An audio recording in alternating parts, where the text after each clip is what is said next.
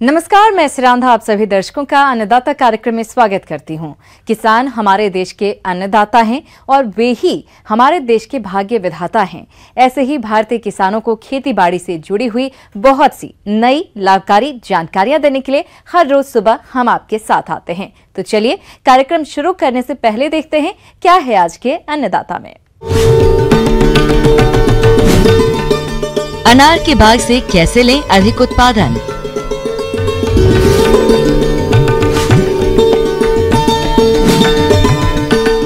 अच्छी पैदावार के लिए सोयाबीन की फसल में जरूरी कार्य।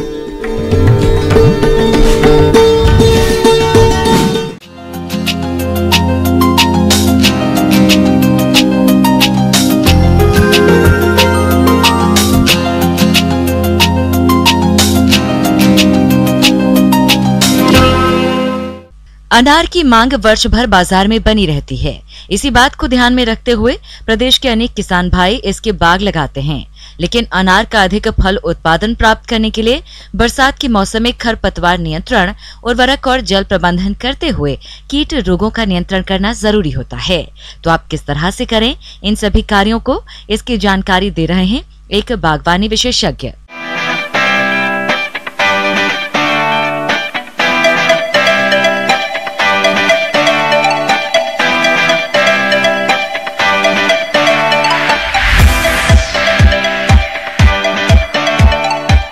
इस समय हमारे किसान भाई जिन्होंने अनार का बगीचा लगा रखा है, इस समय बरसात हो रही है और इस समय बहुत सी ऐसी क्रियाएं हैं जो किसान भाइयों को करना आवश्यक है। शस्य क्रियाएं कहलाती हैं और इन शस्य क्रियाओं पर अगर हमारे किसान भाई ध्यान देंगे तो बहुत सी समस्याओं से निजात पाकर वो भरपूर उत्पादन ले पाएंगे। किसान भाइयों, अनार के बगीचों में पौधों का उचित विकास हो तथा कीट व रोगों का प्रकोप ना हो, इसके लिए आपको बाग में जल निकास के साथ साथ खरपतवार नियंत्रण पर भी ध्यान देना होगा। तो कैसे करें बाग में जल निकास और खरपतवार नियंत्रण, आइए जानते हैं। विशेष तौर पर ये देखा गया है कि वर्षा के समय में पानी पौधों के पास इकट्ठा हो जाता, थालों में इकट्ठा हो जाता, तो किसान भाई सबसे पहले थालों के पास, तने के पास मिट्टी ऊंची कर दें, चढ़ा दें और थाले मिटा दें। और अगर थाले मिटा नहीं सकते तो थालों का संपर्क पानी की निकास नाली से कर दें, ताकि जो पानी है थालों में ना रुके और निकास नालियों के माध्यम से पानी खेत के बाहर चला जाए। समय पर होने वाले खरपतवार जो कि आपने पौधों में खाद दे रखी हैं, उन खादों को खरपतवार चूसते हैं, पोषक तत्वों को लेते हैं और जो हमारे फसल को मिलना चाहिए पोषक तत्व वो उनको नहीं मिल पाते। यही नहीं वरन इनसे बहुत से जो कीट हैं, पतंगे हैं, वो यहाँ पर जमते हैं और इनकी पॉपुलेशन बाद में हमको पौधे पर जब नुकसान दिखता है तब समझ में आता कि अब कीटों का प्रकोप हो गया। मैं यहाँ किसान भाइयों को यहाँ बताना चाहता हूँ कि इतना करने के बाद खरपतवार को नष्ट करें, आप साफ सुथरे रखें बगीचे। उसके पश्चात आप देख रहे हैं कि इस समय काफ़ी फूल आ रहा है अनार में और यही समय है कि हमारे किसान भाई पोषक तत्व जो उनको देने थे वो दे चुके होंगे और जैसे ही मौसम खुलता है तो उसकी शेष मात्राएं जो भी है हमारी नाइट्रोजन की, वो उनको पूरी मात्राएं उनको देना है समय समय पर। अनार के बगीचों में कुछ कीट व रोगों का भी प्रकोप होता है, जिसकी वजह से फलों की गुणवत्ता तो खराब होती ही है, साथ ही अनार का उत्पादन भी कम हो जाता है। इसलिए आप इन रोग व कीटों की पहचान कर नियंत्रण किस तरह से करें, आइए जानते हैं। इसके अलावा किसान भाई सबसे महत्वपूर्ण बात यह है कि कुछ रोग और कुछ कीट इस समय आएंगे जो कि फूलों को भी नुकसान करेंगे, पत्तियों पर नुकसान पहुंचाएंगे। जैसे कि पत्तियों पर जो धब्बा आता है और जो कि बैक्टीरिया के कारण होता है, वो पत्ते पर जो धब्बे आते हैं वो फलों पर भी आ जाते हैं और फल फिर उसकी जो गुणवत्ता है वो प्रभावित होती, बाजार में किसान भाई उसका बेचने में असमर्थ हो जाते हैं। इसके लिए आवश्यक है कि स्ट्रेप्टोसाइक्लिन या स्ट्रेप्टोमाइसिन सल्फेट 100 ppm मतलब 100 मिलीग्राम 1 लीटर पानी में घोलें और उसका छिड़काव करें। यह छिड़काव इस तरह से करें कि कार्बनडाजिम का एक छिड़काव करें, फिर उसके पश्चात दूसरा छिड़काव स्ट्रेप्टोसाइक्लिन का करें या स्ट्रेप्टोसाइक्लिन के बाद कार्बनडाजिम का छिड़काव आवश्यक। ऐसे 3 से 4 छिड़काव कर देने से किसान भाई इस रोग पर नियंत्रण पाएंगे, क्योंकि आज के समय पर ये सबसे ज्वलंत समस्या है इस रोग की।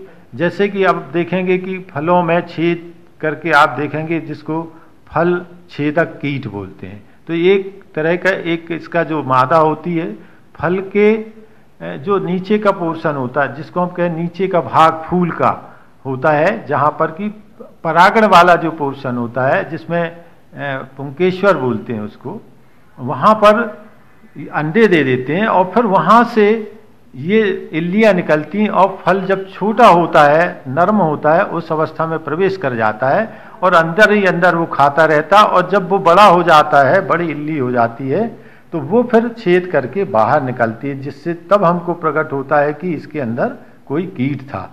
तो छोटी अवस्था में विशेष रूप से कुछ ऐसे पेपर के बैग होते हैं जिनमें कि पानी का असर कम होता है और छेद युक्त होते हैं। इनको अगर हम उसमें ढक देते हैं फलों को, तो फलों का आकार भी अच्छा होता है और अनावश्यक रूप से जो कीटों का प्रकोप होता है, बीमारी का प्रकोप होता है, ये बहुतायत में कम हो जाता है या फिर बिल्कुल भी नहीं आने पाता है। तो इसके नियंत्रण के लिए भी 2 से 3 ml 4 लीटर में साइपरमेथ्रिन नामक दवा मिला के स्प्रे करने से इस कीट पर नियंत्रण पाया जा सकता है। तो ये कुछ ऐसी छोटी छोटी सी चीज़ें हैं कि किसान भाई इस ओर ध्यान देंगे तो निश्चित रूप से अनार का उत्पादन उन्हें अच्छा मिलेगा और वो भी गुणवत्तापूर्ण होगा।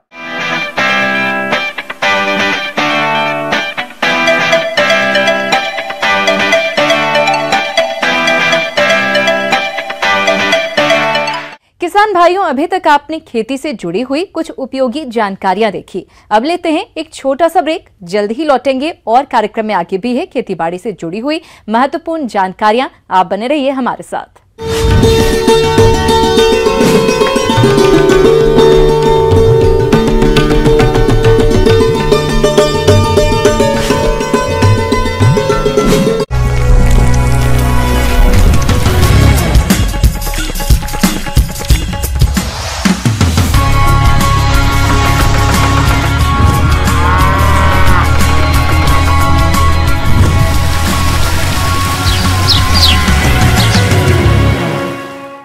ब्रेक के बाद आप सभी दर्शकों का अन्नदाता कार्यक्रम में एक बार फिर से स्वागत है। चलिए अब रुक करते हैं अगली कड़ी की ओर।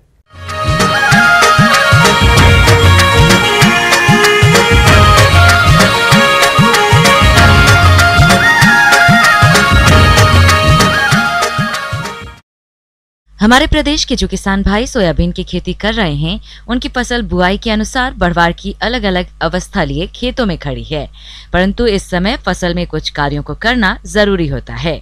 तो वो कौन कौन से कार्य हैं और उन सब कार्यों को कब और किस तरह से करना है, इस बारे में जानकारी के लिए मिलते हैं डॉक्टर संदीप सिंह तोमर से।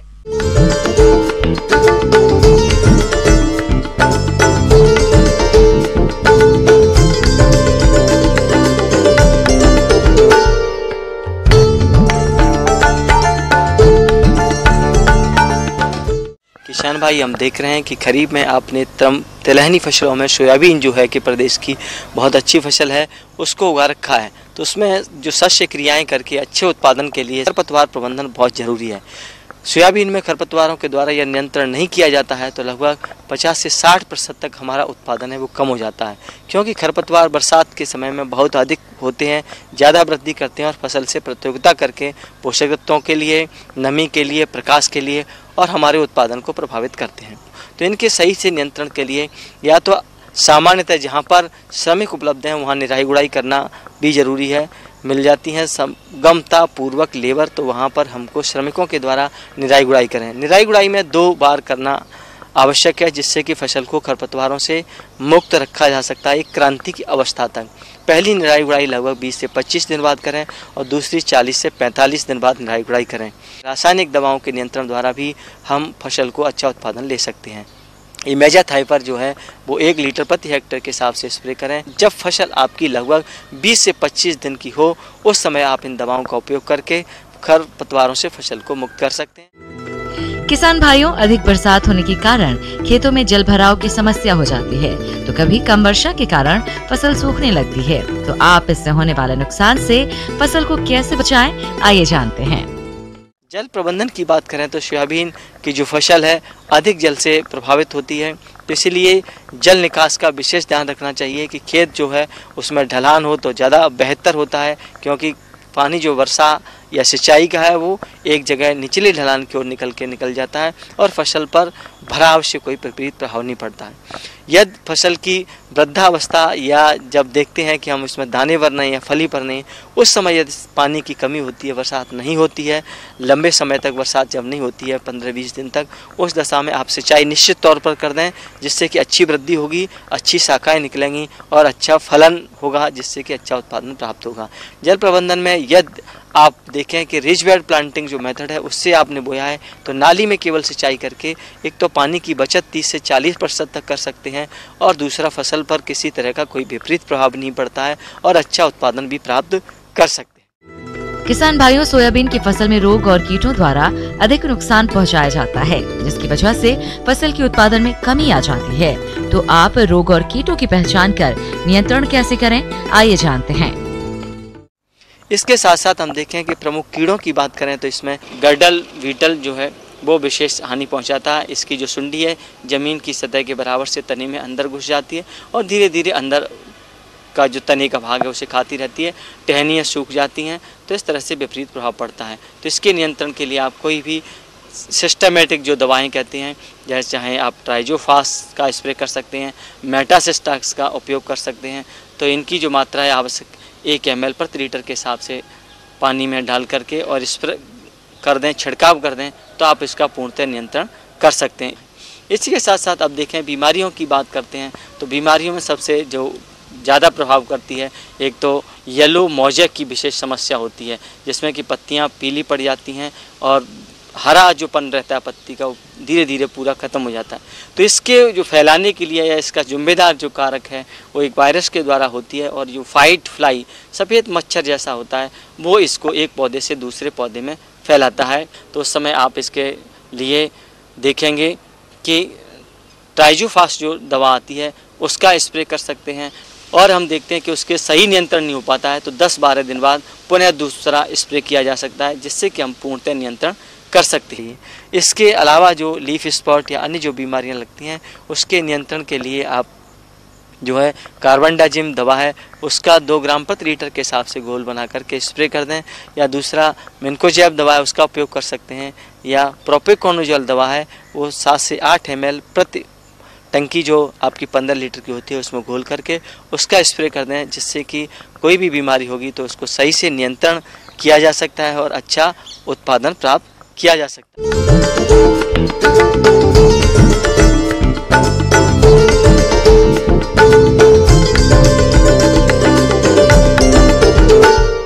आगे और भी हैं खेती बाड़ी से जुड़ी हुई बहुत सी रोचक जानकारियां, पर यहां पर रुकेंगे एक और ब्रेक के लिए। जल्द हाजिर होते हैं। ब्रेक के बाद एक बार फिर से आप सभी दर्शकों का अन्नदाता कार्यक्रम में स्वागत है। बढ़ते हैं अगली प्रस्तुति की ओर।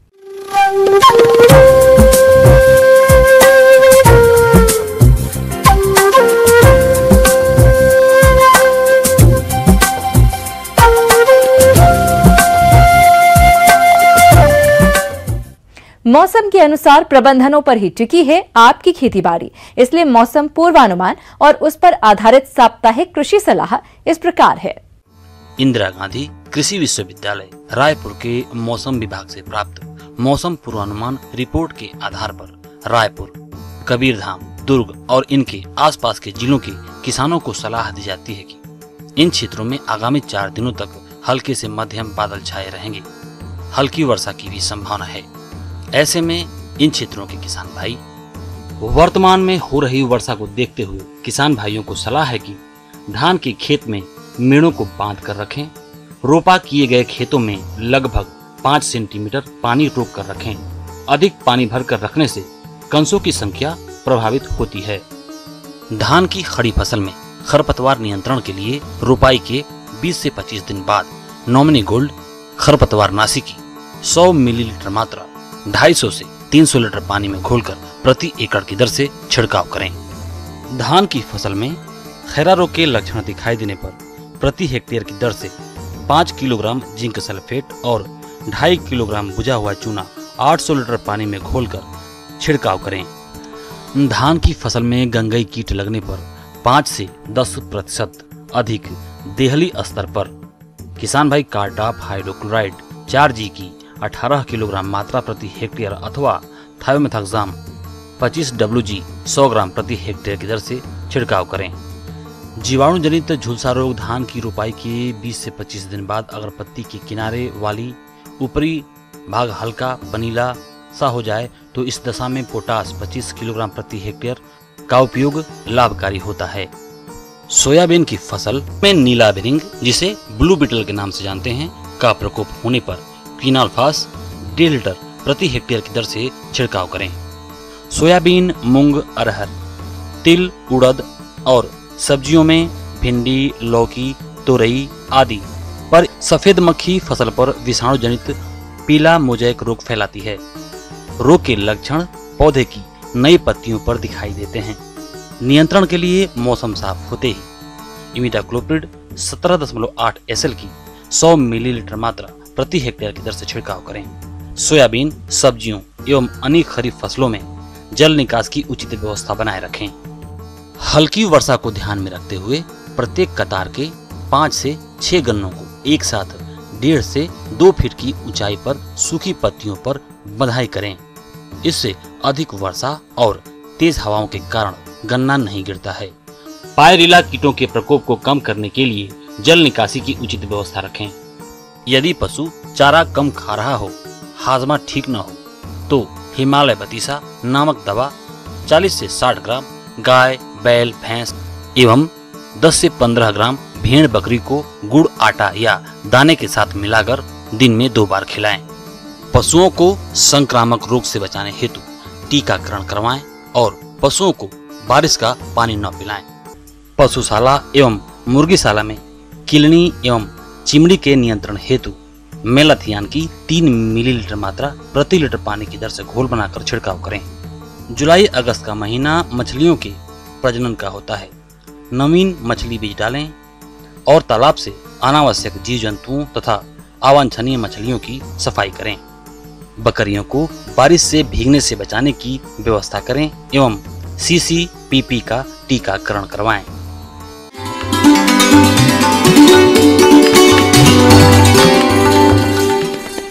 अन्नदाता हेल्पलाइन निःशुल्क फोन संपर्क सेवा के माध्यम से आपके द्वारा पूछे गए प्रश्नों में से 1 या 2 महत्वपूर्ण प्रश्न को हम अपने कार्यक्रम में शामिल करते हैं। इसी के तहत आज का चयनित प्रश्न और उसका जवाब इस प्रकार है।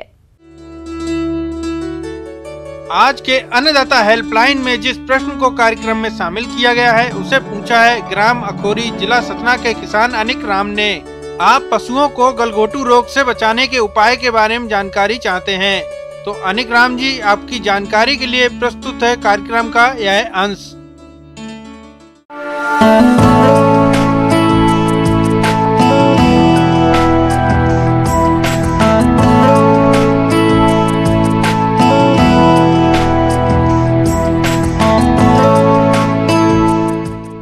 बरसात में मुख्यतः होने वाली बीमारी के बारे में बताने जा रहा हूँ, जिसे साइंटिफिक नाम में हेमोरेजिक सेप्टिसिमिया HS कहते हैं और इसके उपनाम भी काफ़ी सारे हैं। उसको किसान भाई गलघोटू के नाम से जानते हैं, घर्रा रोग से जानते हैं।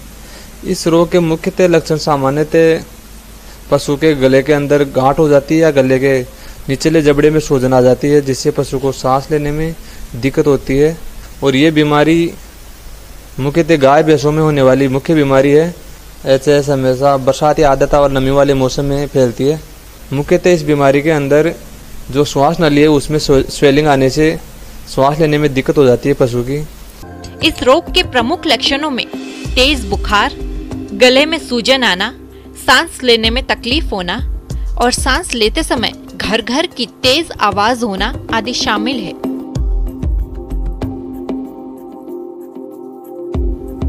ये बीमारी एक बार पशु के होने में इसका जो फैलने का समय है वो बहुत ही छोटा है। ये 4 से 8 घंटे के अंदर पशु मर जाता है। जो सही समय पर पता लग जाता है तो जानवर बच जाता है और नहीं इसमें जानवर बचने के चांसेस न के बराबर होते हैं।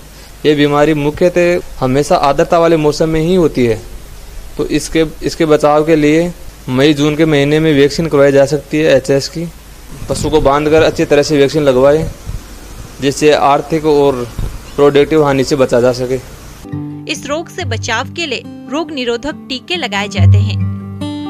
पहला टीका 3 माह के आयु में, दूसरा 9 माह की अवस्था में और उसके बाद हर साल ये टीका लगाया जाता है। ये टीके कई पशु चिकित्सा संस्थानों में निशुल्क भी लगाए जाते हैं। एचएस के साथ ही मैं एक छोटी सी बीमारी के बारे में और बताना चाहूँगा, जो भी इस बरसात के मौसम में ही मुख्यतः होती है, जिसका नाम ब्लैक वाटर BQ के नाम से जानते हैं। इसमें फुट्टे के अंदर सूजन आ जाती, स्वेलिंग आ जाती है तथा उसमें काला पानी भर जाता है, जिससे चर की आवाज़ आती है। ये मुख्यतः पशु को लंगड़ा कर देती है तथा पशु का जिस हिस्से में ये जो स्वेलिंग वगैरह पानी आ जाता है वो हिस्सा ही पूरा वहाँ की हड्डी गल जाती है, जिससे पशु मृत्यु के कगार पर चला जाता है। इसके लिए भी वैक्सीन अवश्य करवाएं और ब्लैक वाटर से भी पशु को इस बरसात के मौसम में बचाया जा सकता है।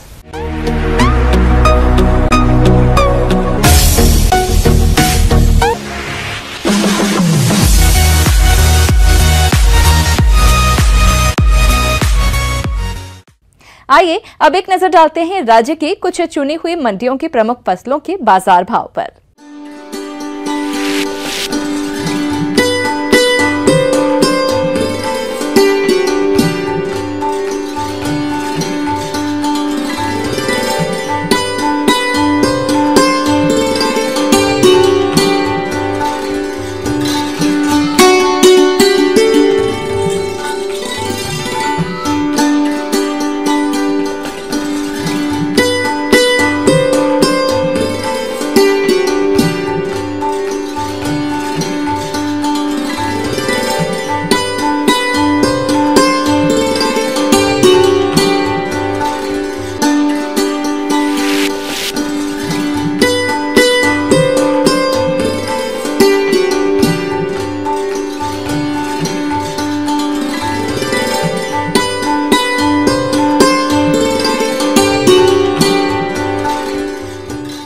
किसान भाइयों, अन्नदाता आपकी सेवा के लिए संकल्परत है। कृषि संबंधित समस्या एवं सुझावों के लिए आप हमें इस पते पर संपर्क कर सकते हैं। प्रोड्यूसर अन्नदाता, news 18 Madhya Pradesh Chhattisgarh, Ramoji film city Hyderabad 501512। साथ ही आप हमें ईमेल भी कर सकते हैं। हमारा ईमेल है p18annadatamp@nw18.com। इसके अतिरिक्त आप हमें निःशुल्क हेल्पलाइन नंबर 1800419215 पर सोमवार से शनिवार सुबह 10 बजे से शाम 4 बजे के बीच संपर्क कर सकते हैं।